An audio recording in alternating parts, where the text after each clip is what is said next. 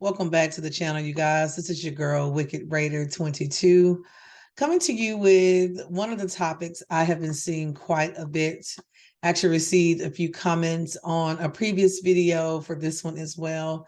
And I just wanted to get a feel, kind of a feel for the community in general, how you guys are feeling on the fusion. Now, I am sure by now some of you guys are working extremely hard to probably go for this guy because honestly, really great champion, pretty good kit on this champion. I've seen a couple of people, kind of love what he can do, depending, of course, and as always, on the type of team you have going.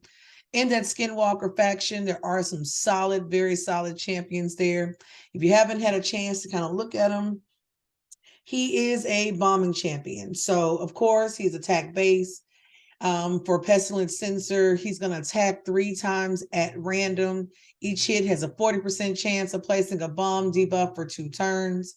Bomb debuff is placed by the skill on enemies whose max HP is equal to or higher than 200,000. So it will deal double damage in those cases. Damage can be increased by 20%. Buff debuff chance can also be increased by 10% as well. So a little bit different. Most of us probably at this point do not have a champion that produces bombs. I know there are several in the game. I want to say on my pay to play, I may have one champion that will fall into this category, but it's one of those skill sets we have not actually seen very often. You have the Vermin Lord's command attacks all enemies. Love it. Has a 75% chance of placing a 50% decreased attack debuff for 2 turns. Also has a 75% chance of decreasing the detonation countdown of all bomb debuffs by 1 turn and increasing the duration of all poison debuffs by 1 turn. This can be placed on a 3-turn cooldown, buff debuff chance enhanced by 25%. And then, of course, the damage given can be booked out for an additional 10% as well. Guys, when I came to his second skill, I'll be honest, the very first thing I thought about is this guy is probably going to be nerfed pretty soon. I could see some of this being, pulled back just a little bit, but for the second skill especially, kind of makes me think of Doom Tower, which is probably the first thing that came to mind. I started thinking of him working in dungeons is another area I think he could really be helpful in. For Unclean Banquet, coming down to a 4-turn cooldown on this skill. Again, a bomb attack attacks all enemies, has a 75% chance of placing 2 bomb debuffs on each target for 2 turns, and then grants an extra turn. This one is a big one. Bomb debuffs placed by the skill on enemies whose max HP is equal or higher to 200,000. You can really tell where this champion is intended to be used. So if you're going for this early game, which is really, really impressive, to be honest, you would be actually pulling a champion that would absolutely change your accounts. This guy very much so hits me as a mid to end game kind of player situation, building out, maybe using these skills for teams that are at a point where they want to push or progress to the next level. Even when you're just looking at total stats overall, guys, base speed coming in at 100. Like, just according to so many of the champions that we've started with, a lot of you now have accounts that are progressing to level 30, 40, 50. We're pushing towards 60, if not better. And so you're getting a feel for where your team is, where your champions are going, and also what skills are still needed. Does have that ability to unlock with being ascended, Rat Plague. Every time a bomb debuff placed by this champion detonates or is removed, places 2 5% poison debuffs for 2 turns. This is a big one for all of our cleansers. So if you have someone on your team that would actually be cleansing away that particular debuff, he does have a small counter attack built in for that as well. And then aura of increases ally attacks in all battles by 30%.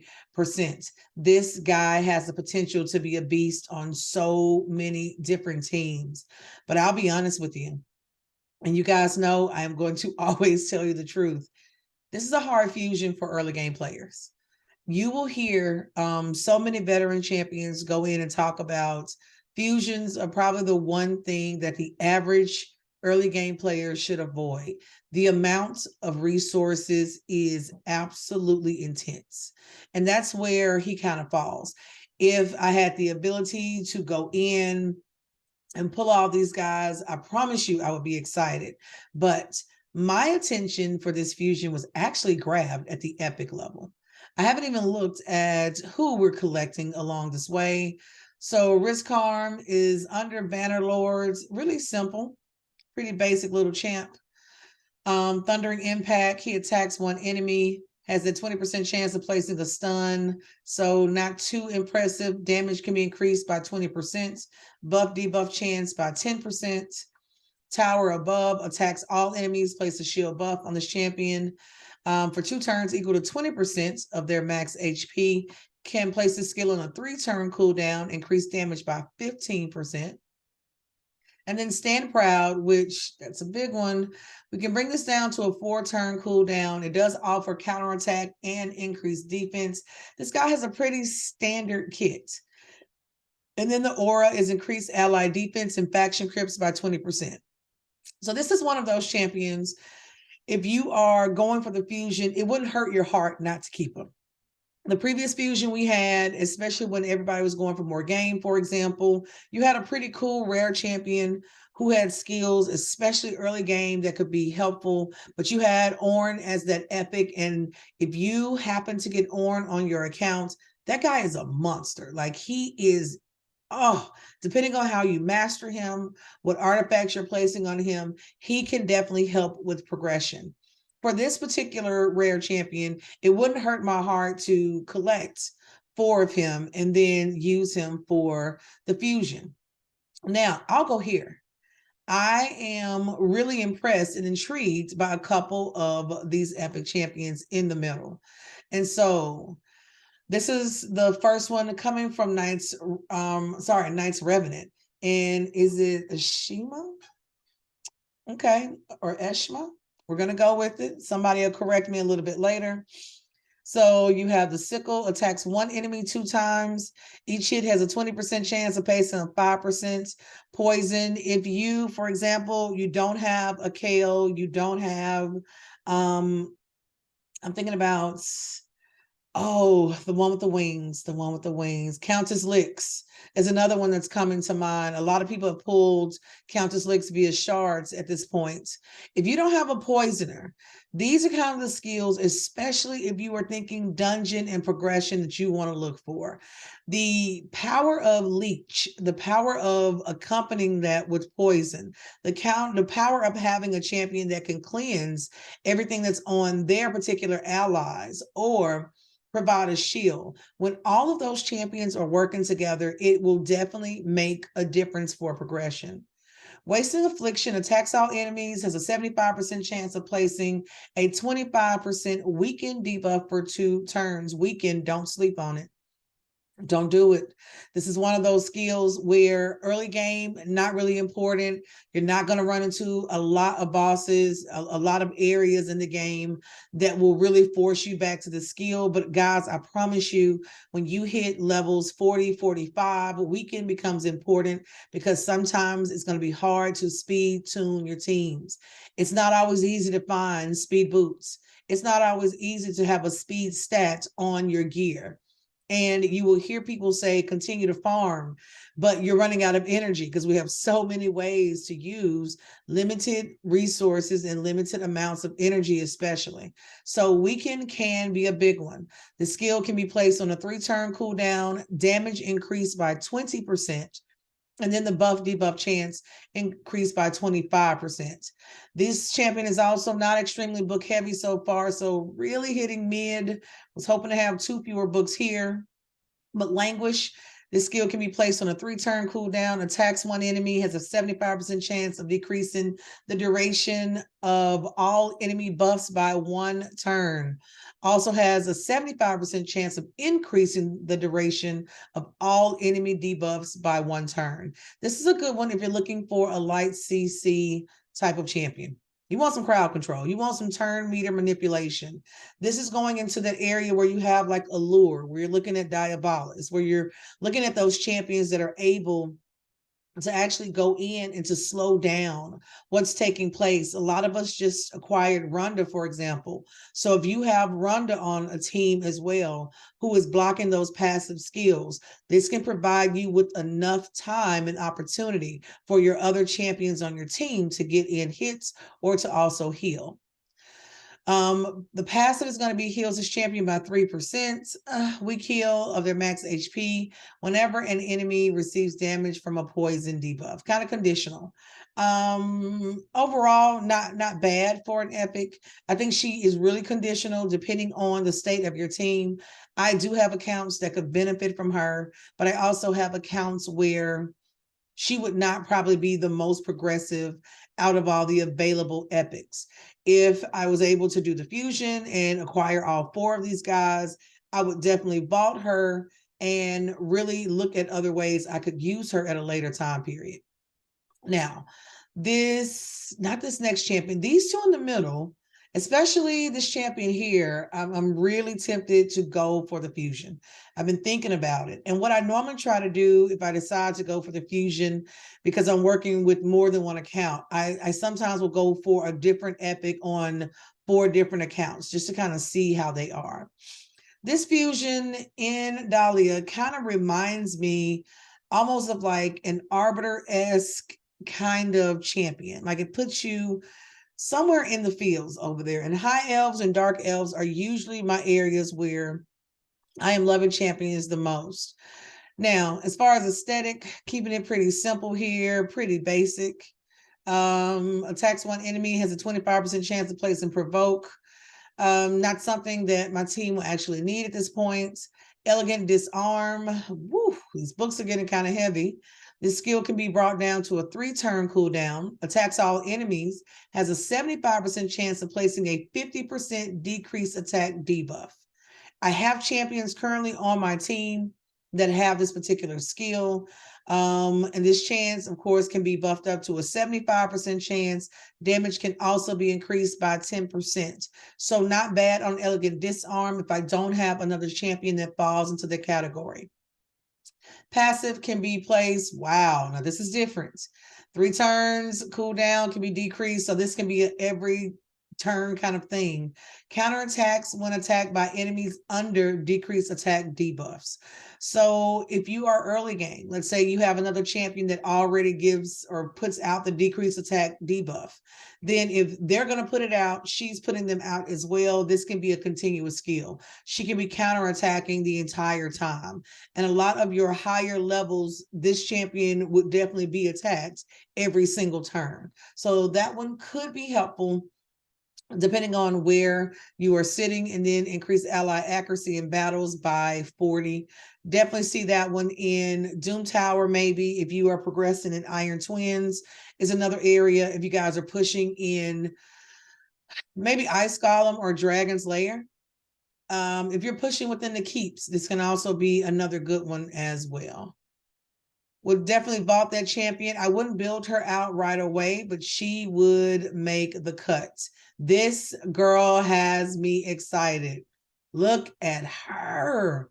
Oh my gosh. Guys, I don't love a lot of dwarves. I'll be honest. There are a lot of them. I think their kits start out really solid and then it kind of goes in a different direction. But this girl's aesthetic is amazing.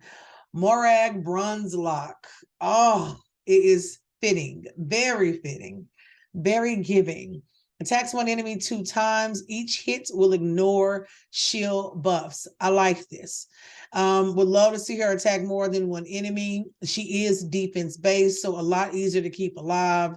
Damage can be increased by 20%, but the fact that those shield buffs would make no difference, especially on a first skill, is kind of nice.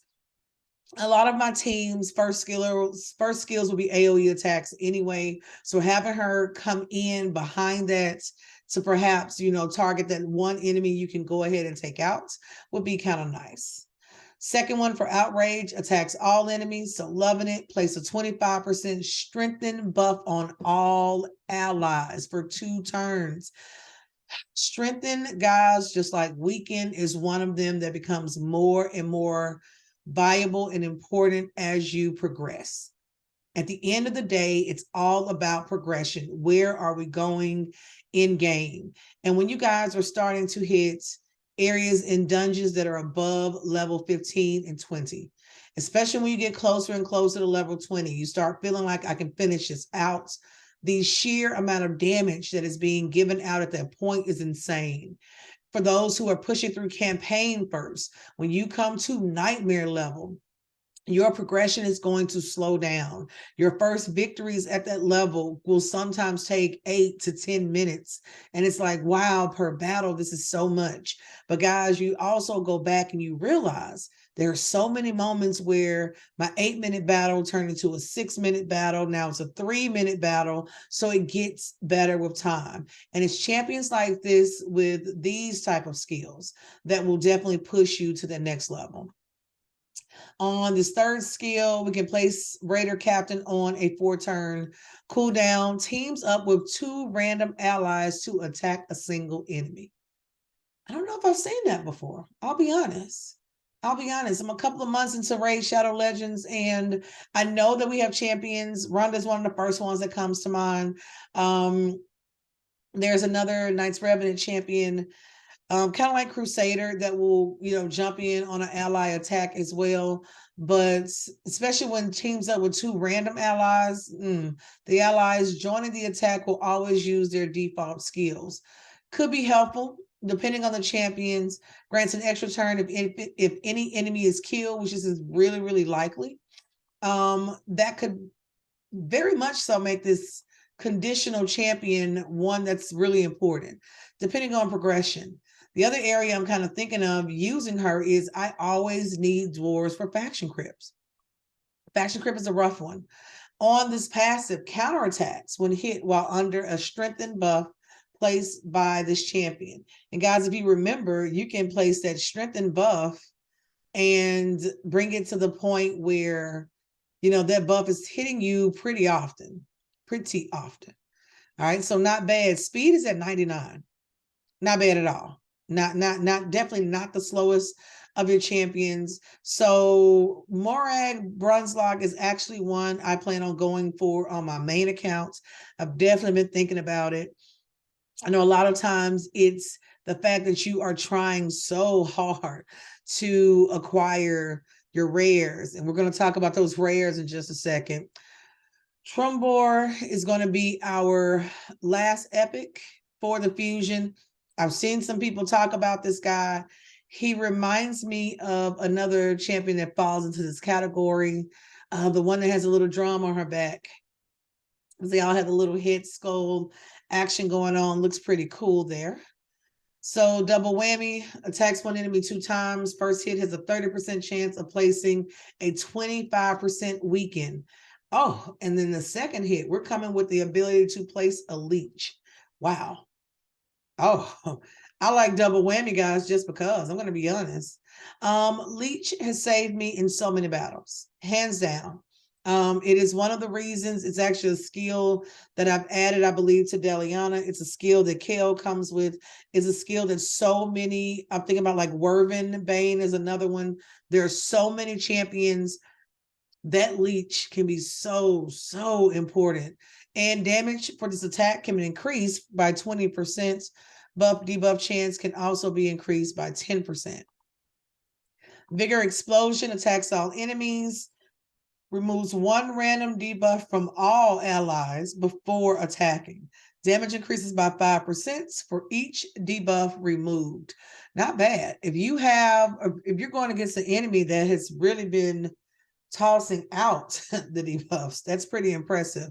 This skill can be placed on a 3-turn cooldown, and the amount of damage inflicted can be increased by 20% as well. So not bad. Not bad at all. For a Wall of Muscle, places a 50% ally protection buff on all allies except this champion for 2 turns. Places a 60% increased defense buff on this champion for 2 turns. And this can be placed on a 4-turn cooldown.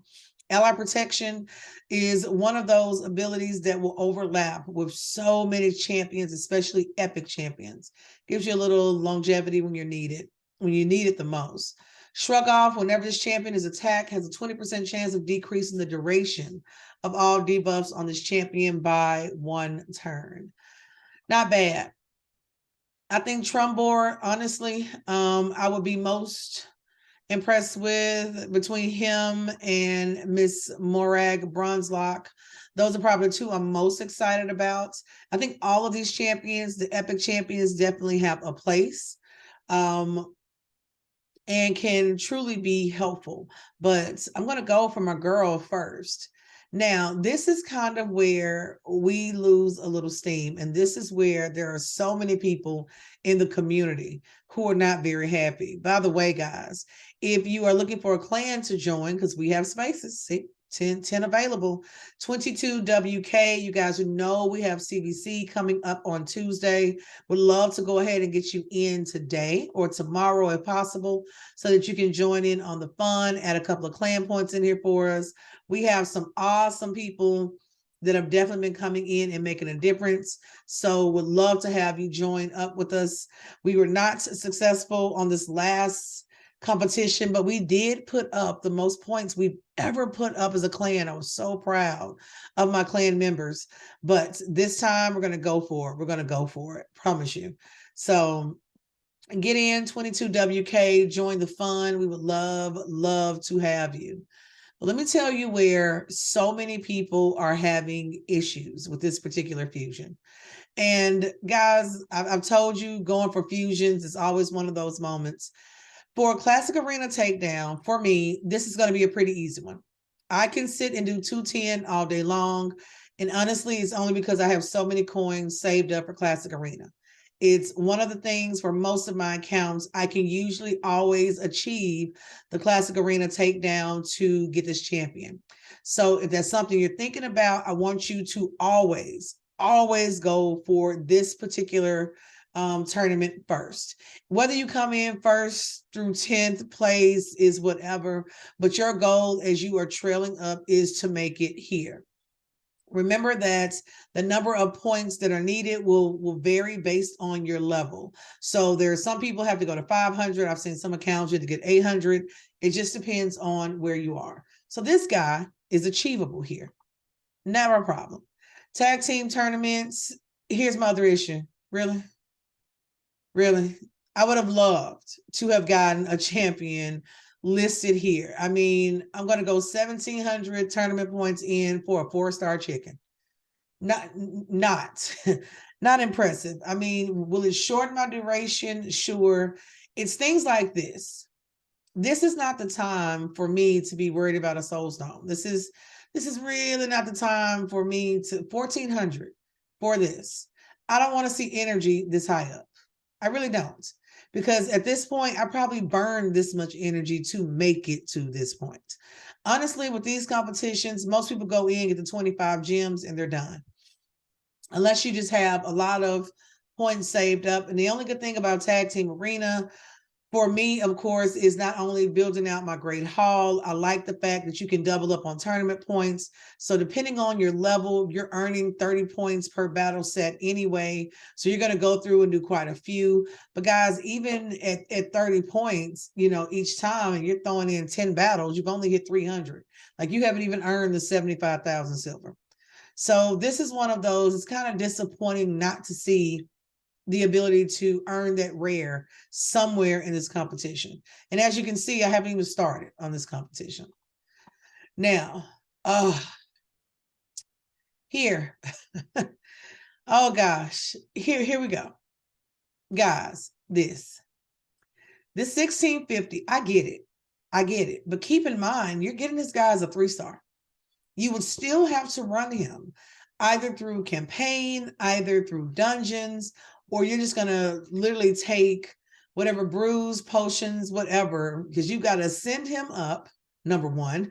You've also got to go in and 4-star this champion just to do the fusion. And this is where it becomes difficult. 1,650 points does not seem like a lot, right? But if that's for Ice Golem, and I'm going to go in and just run a quick battle. And I mean, I won't even run it here. Let's actually come to level 10, because I know a lot of people actually farm level 10, especially I've got a pretty decent crew in here. I'm going to switch her out just for the sake of going quickly through this thing, and let's see how many points we end up getting. Didn't do super raid on this one, which you can run super raid. At my current level, that would run me about 24 energy each time. And I want you to start doing the math on how much energy this would actually consume.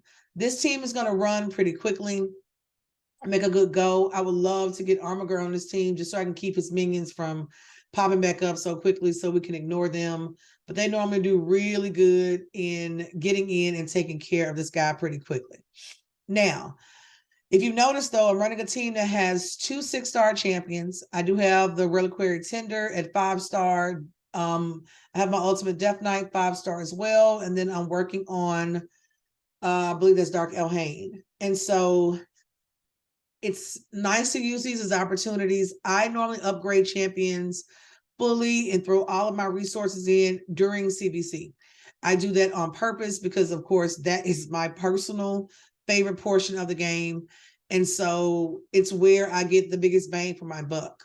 A lot of these fusions, the tournaments aren't necessarily overlapping with other events. There are a couple of areas where if I am working in Ice Golem, I'm also earning for dungeon. Now, here's the thing. If you look here, did I just miss it? I did we just not earn any points? Okay, let's go back. We're in Ice Golem, right?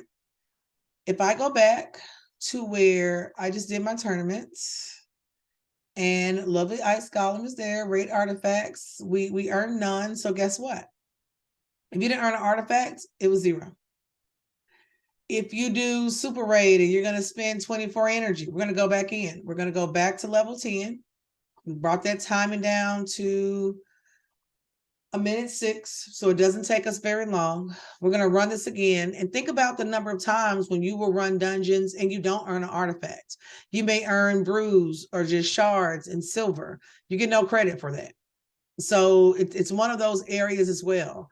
And there are a lot of people that didn't notice that. They were thinking, hey, I'm going to set it, use all 40 of my battles in this area because I do pretty good. And so this is where I want to put in the biggest amount of energy. Well, that's cool.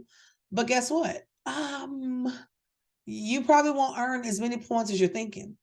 The good thing is I can remember when I first started Ice Golem, guys, level 1, 2, and 3 was like kicking my butt. Like it was taking me out the game. I was dying. Like he was smacking so hard. By the time he revived his minions for the 3rd time, I was done. And I had to really go back and start researching how can I better build teams that can withstand it. If you have Armiger, for example, if you have any block revive, this is the area where you want to have them on your team.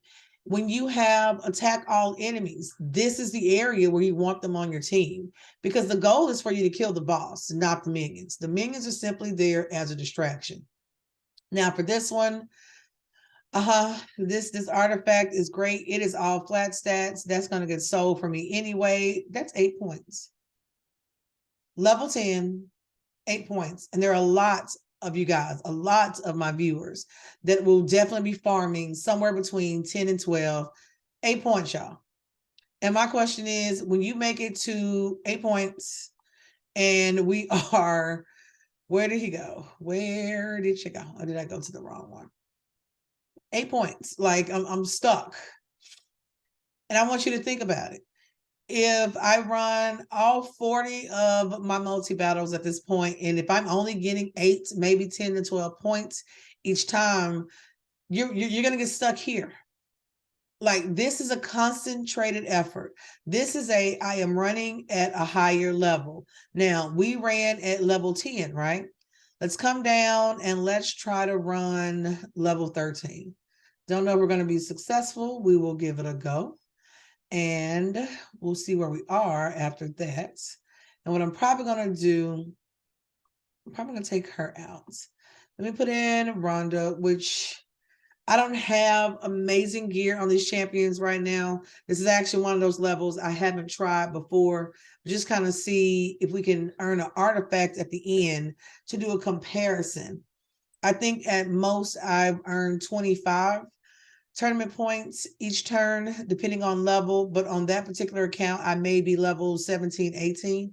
So getting to the point where I am pushing to level 20, which is where the good farming, I believe, is supposed to really reek in, but it depends on where you are. Some of these battles, guys, above level 10 for your account where it is, you're going to be using 4, 5, 6 minutes, 7 minutes per battle. So if you're not in a position to just, set your multi battles and let it roll, or you don't have any multi battles available, it's kind of where the time consumption, comes into play as well. The other thing that's going to limit you right away, think about it. We're throwing out almost 25 units of energy every single battle. How many of us have 3, 4, 5,000 units of energy stored? If I'm lucky, I can maybe get to 1,000, 1,200 before I start eating away at it. I have one account where literally I haven't ran campaign probably like I should. I haven't pulled the best champions in the world, so I have a large amount of energy stored up. But otherwise, no, it's the energy thing that gets me quite a bit as well. The other thing, going from just stage 10 to stage 13, if you take a look now, we're already beyond the time of the first time. And honestly, for this account, I don't think I've made it past this point. I haven't made it past 13 just yet anyway. I want a 6-star my Ultimate Death Knight. That's been my next push. I want a 6-star my Reliquary Tender is another one. I think if I fully mastered her out, got her 6-star together, and increased her speed, I could definitely get a little bit more. I do have a couple of champions because both of these guys are doing healing. Both of these guys are involved with reviving. If you are just dying, you're absolutely dying, especially in dungeons. Don't hesitate to rearrange your team to include more than one reviver. If you are struggling like mid battle, you're almost there, you can get the boss, maybe to the halfway point. Don't hesitate putting 2 champions on your team that can do ally shields. Sometimes you're going to have to sacrifice having a nuker and go for the longer time period instead of trying to run through as quickly as possible. This team at this point would not still be running if it was not for my 2 6-star champions. And that's just being honest. And just would not happen for them. And so the other thing is, especially with Ice Golem, you want to kind of think of turn meter manipulation. So beyond the block revive, the turn meter is going to be the other area where you're trying to come in and keep him from reviving and bringing back his particular minions. The other thing is, I know that my 2 6-star champions, their speed will definitely increase at this moment because they're getting that buff, and that buff is going to push us to the other side. If he can manage to do one more revival, boom, animation, boom, all my champions are back up.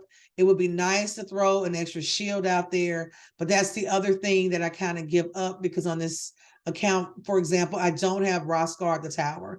I don't have Adur the Hungerer. I don't have those champions that can provide the shield and the continuous heal for it.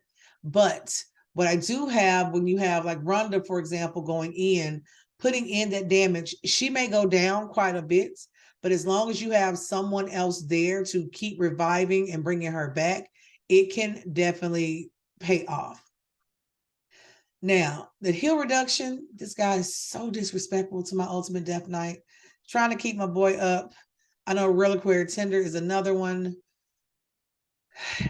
Is this Gorgorab? I always forget his name or get him mixed up with someone else. This little dude goes hard, y'all. I really got to go back and do a beginner's guide on him because by far he's been a champion I pulled from a shard during an event. And he's been a nice one. He's been really, really essential. And as you can see, they are, just kind of pulling down, but look at how long this battle has been going. And imagine if you are putting in the work, trying to earn those tournament points because, hey, it looks like this is pretty doable. And we aren't going to use or take this video out any longer than we should, but I just want to kind of do a comparison for you guys. So we made it through, and this is where you're going to see that 24, and this is at level 13. So if you are farming, for example, level 13, 14, 15 and above, you can pull off 25, sometimes 30 points, depending on how many artifacts are made available. And that'll be helpful as well. If you're running the multi-battles, then you can go in and have it auto sell whatever star level of equipment that you don't want. So total, we've earned between, and this is the amount of energy that I've used as well. The question becomes, how much energy can you give up for this task? How much energy do I want to give up in pursuit of this particular enemy? The good thing about being able to get a rare through arena is I'm using coins. I'm not using, anything else. I just need to have those coins available.